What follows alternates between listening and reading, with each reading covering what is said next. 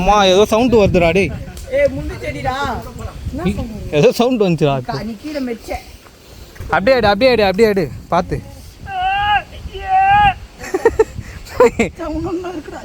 இதுதான் பெயிண்ட்டு நம்பி போயின்னுக்குறோம். ஆனால் கன்ஃபார்மாக தெரில. நாங்கள் மேலே போயிட்டோன்னா இதுதான் கரெக்டு. அல்ல இப்போ தான் ஏறணுமா? நாங்கள் ஒரு அடர்ந்த காட்டுக்குள்ளே மாட்டிக்கணும். வழியே தெரியலையே. டேய் சவுண்டு கொடுக்காம நடந்து போங்கடா டேய். பார்த்துடா.